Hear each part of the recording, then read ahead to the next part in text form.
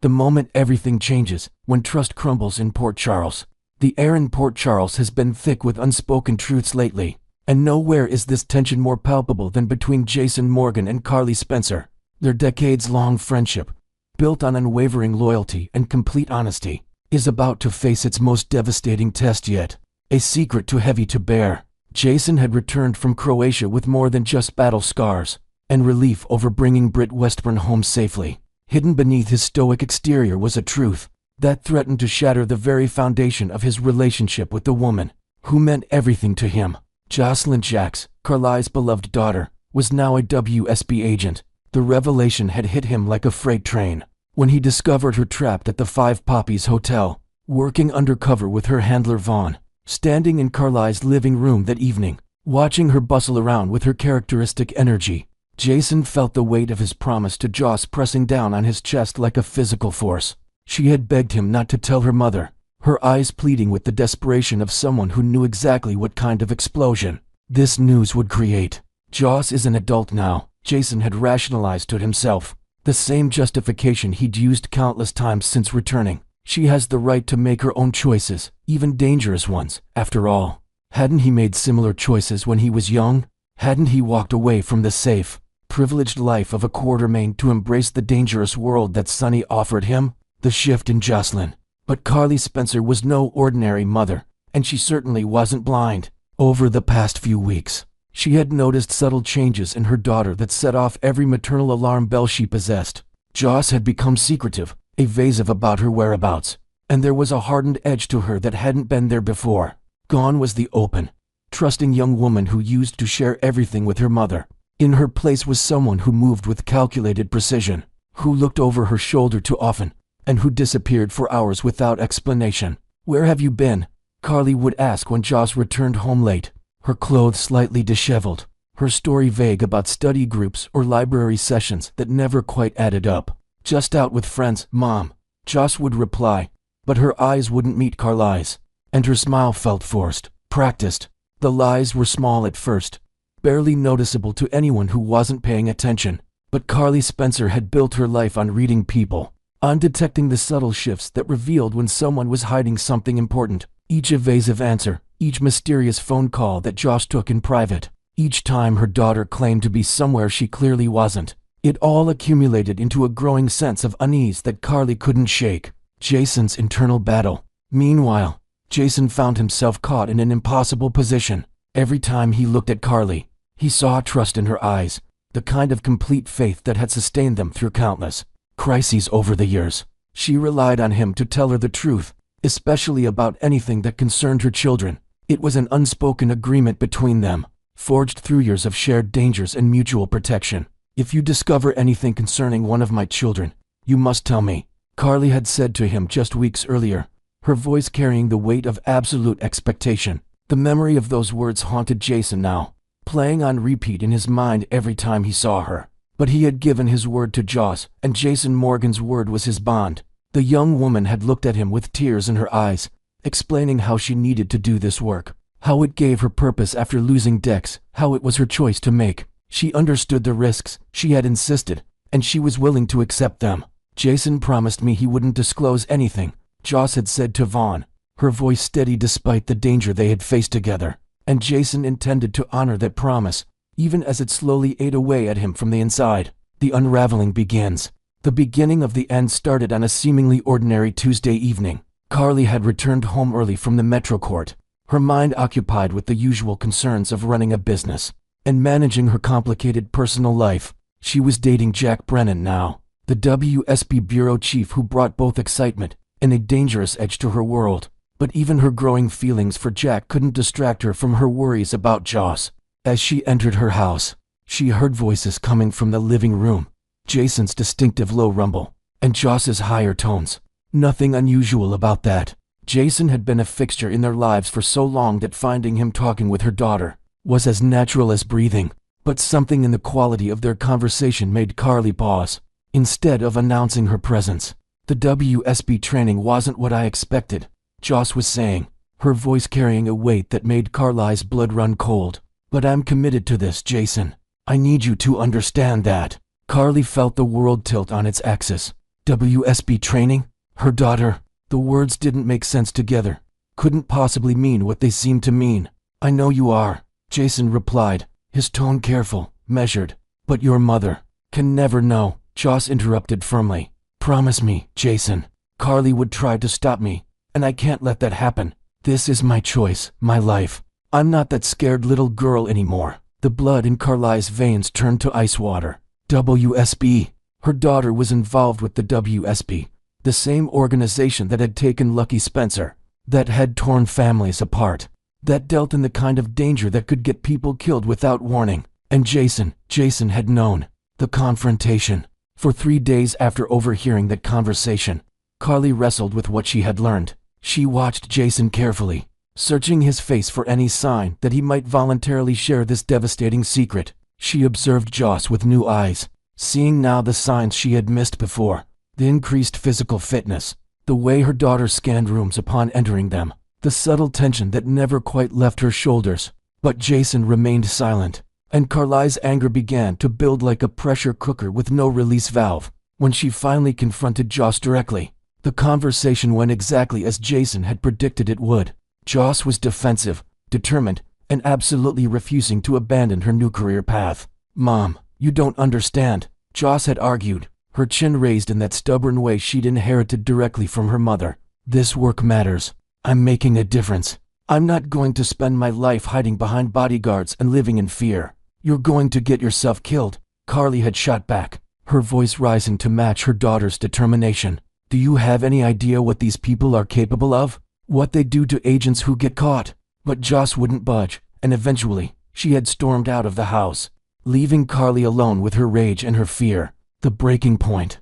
That night, when Jason arrived for what he clearly thought would be a routine visit, Carly was ready for him. She had spent hours pacing her living room, replaying their entire friendship, questioning every conversation that had since his return from Croatia. How long, she asked without preamble as soon as he walked through the door. Jason stopped short, immediately recognizing the tone in her voice. He'd heard it before, usually right before everything in their world exploded. Carly, how long have you known that my daughter is a WSB agent? The words came out like bullets, sharp and aimed to wound. The silence that followed was deafening. Jason's face went completely still, which was answer enough. I can explain, he began, but Carly was already shaking her head. No, you can't, she said, her voice dangerously quiet. There is no explanation for this, Jason. No justification for lying to me about something this important. I didn't lie to you, Jason protested. You kept the truth from me. Carly's voice exploded across the room. For weeks. Well, I've been worried sick about her behavior, wondering why she's been acting so strange. You've been sitting there knowing exactly what was wrong and saying nothing. Jason took a step toward her, his hands raised in a gesture of appeasement. She asked me not to tell you. She's an adult, Carly. She has the right to make her own choices. She's my daughter. The words ripped from Carly's throat with a pain that was almost physical. And you're supposed to be my best friend. The one person in this world I can trust completely. You can trust me, Jason said desperately. This doesn't change anything between us. But Carly was already shaking her head, tears of rage and betrayal streaming down her face. It changes everything. Don't you see that? You sat there and watched me worry about her, watched me try to figure out what was wrong, and you said nothing. You let me go on dates with Jack Brennan, knowing he was the one who recruited her, knowing he was lying to me every single day. The physical confrontation, the mention of Jack Brennan seemed to push Jason over an edge he'd been carefully avoiding. Brennan is using both of you, he said, his own anger finally breaking through his controlled exterior. He recruited Joss because he knew it would give him leverage over you. He's playing games with your family, Carly, and you're too blind to see it. At least he didn't lie to my face for months, Carly shot back. At least he didn't sit in my living room, drinking my coffee, pretending to be my friend while keeping secrets that could get my daughter killed. I was protecting you both. Jason's voice rose to match hers. If I had told you right away, what would you have done? You would have confronted Brennan, blown Joss's cover, and put her in even more danger. That would have been my choice to make, Carly screamed. My daughter, my choice. But you took that away from me. You decided what I could and couldn't handle, what I deserved to know about my own family. They were standing toe to toe now, years of friendship and loyalty crumbling around them like a house built on sand. The trust that had sustained them through everything. Sonny's betrayals, mob wars, family crises, near-death experiences, was disintegrating in real time. I was trying to do the right thing, Jason said quietly, and something in his tone, the resignation, maybe, or the hint of self-doubt, pushed Carly past the point of rational thought. Her hand moved before her mind could stop it, connecting with his cheek in a slap that echoed through the room like a gunshot. The sound seemed to surprise them both, and for a moment, they just stared at each other in shock. The final words, "Get out," Carly whispered, her voice hoarse from shouting. "Get out of my house, and don't come back." Jason touched his cheek, not from pain, but from the sheer disbelief of what had just happened. "Carly, please. I mean it, Jason." Her voice was steadier now, but somehow that made it worse. "We're done. This friendship, whatever this was, it's over. I can't trust you anymore, and without trust, we have nothing." "You don't mean that," Jason said, but even as he spoke the words, he could see in her eyes that she did. "I trusted you with everything," Carly continued, her voice breaking slightly. "My secrets, my children, my life. I thought we were family. I thought we were unbreakable. But you proved me wrong. You proved that when it comes down to it, I don't matter enough to you to tell me the truth about my own daughter." Jason stood there for another moment, searching for words that might repair the damage, but finding nothing. The woman in front of him was no longer his Carly. She was a stranger whose eyes held no warmth, no forgiveness, no trace of the bond they had shared for so many years. The aftermath. As Jason walked toward the door, each step felt like a death march. At the threshold, he turned back one last time, hoping to see some flicker of the woman who had been his anchor for so long. But Carly had already turned away from him, her shoulders rigid with the kind of pain that hardens into permanent scar tissue. "For what it's worth," he said quietly, "I'm sorry. I thought I was protecting both of you. But I can see now that I was wrong." Carly didn't respond, didn't even acknowledge that he had spoken. The silence stretched between them until Jason finally stepped outside and closed the door behind him, ending one of the most important relationships of his life. Inside the house, Carly collapsed onto her couch and let the tears come. They weren't just tears for her daughter's safety, though that fear still clawed at her chest like a living thing. They were tears for the friendship she had lost, for the trust that could never be rebuilt, for the man she had considered a brother who had chosen someone else's secrets over her peace of mind. The friendship between Carly Spencer and Jason Morgan, forged in crisis and tempered by loyalty, had finally met the one challenge it couldn't survive: the devastating power of a well-intentioned betrayal. In the days that would follow, Port Charles would witness the ripple effects of this fracture. Alliances would shift, loyalties would be tested, and both Jason and Carly would discover just how much their friendship had meant, only after it was too late to save it. Next, we will dive deep into the thrilling twists and turns coming up in Port Charles over the next 3 weeks, from September 15th to October 3rd, where family reunions, shocking returns, and hidden secrets promise to keep us on the edge of our seats. In the bustling world of Port Charles, the arrival of Monica Quartermain's long-lost sister is set to shake up the Quartermain dynasty, while complications surrounding the missing Rick Lansing explode into view, adding layers of intrigue and betrayal. Meanwhile, the emotional reunion between Liesl Obrecht and her son Nathan West, thought to be gone forever, will bring tears and joy, as old wounds heal and new alliances form amid the chaos.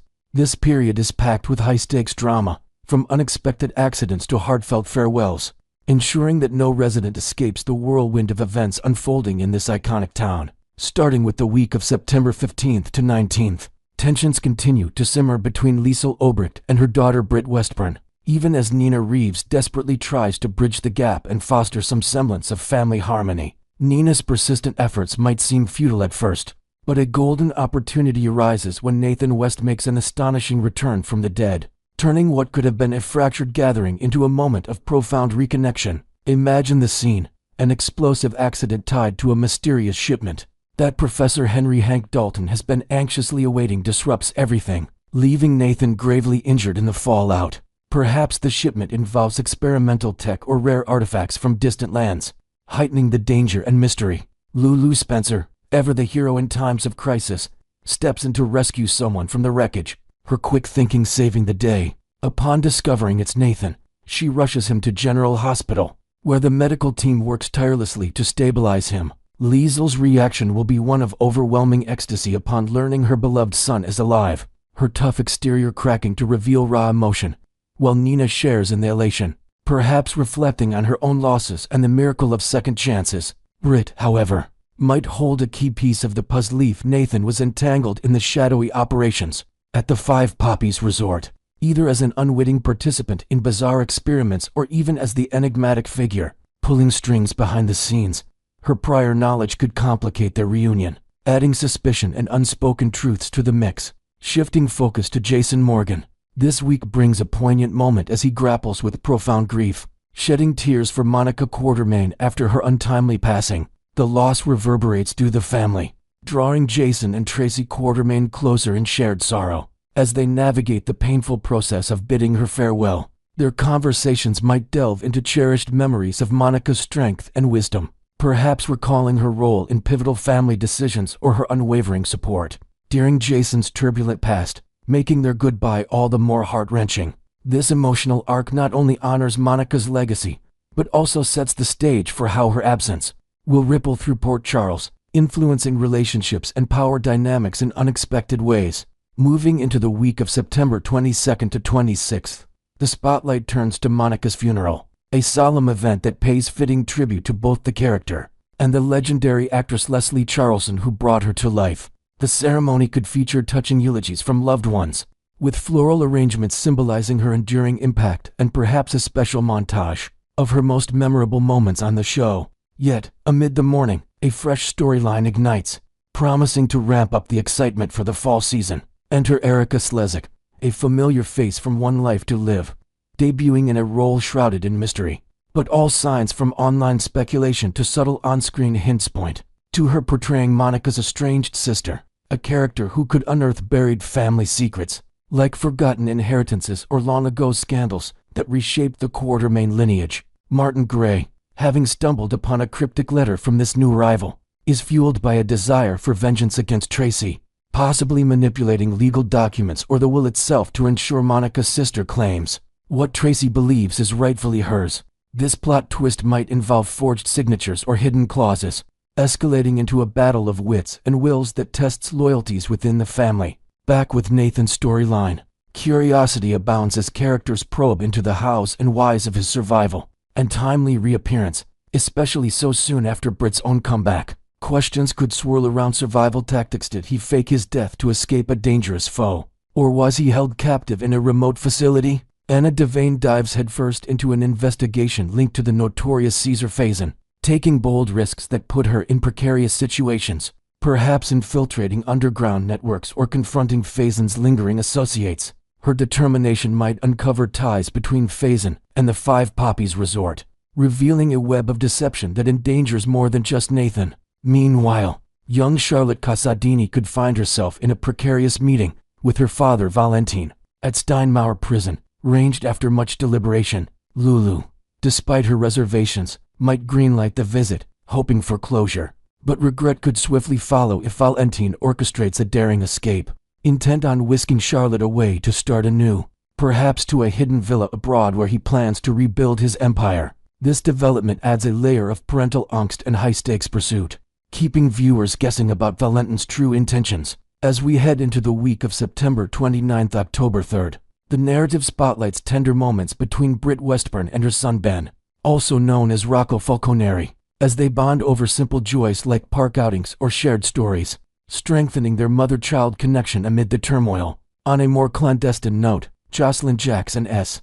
Vaughn find themselves sneaking around, defying Jack Brennan's strict orders to end their romantic involvement. Their chemistry proves irresistible, leading to stolen kisses in hidden corners of Port Charles or secret rendezvous that heighten the risk of discovery, perhaps involving coded messages or disguised meetings to evade prying eyes.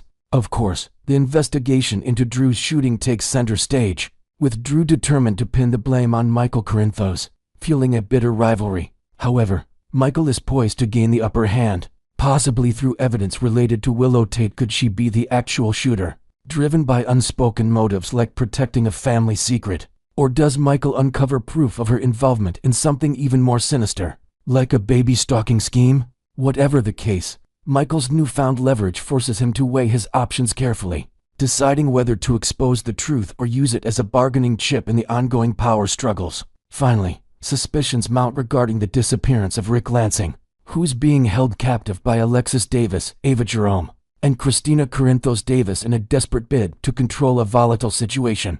Their makeshift prison might be a secluded cabin on the outskirts of town, where tensions rise as they debate their next move. Intruders like Molly Lansing Davis, Elizabeth Baldwin, Willow, and potentially another curious party start poking around, creating complications that could unravel their plan. Molly's legal expertise might lead her to spot inconsistencies in Rick's supposed whereabouts, while Elizabeth's intuition senses foul play, and Willow's involvement adds personal stakes. This could brew into a storm of confrontations, escapes, and revelations, leaving the captors scrambling to maintain their grip as the truth inches closer to the surface.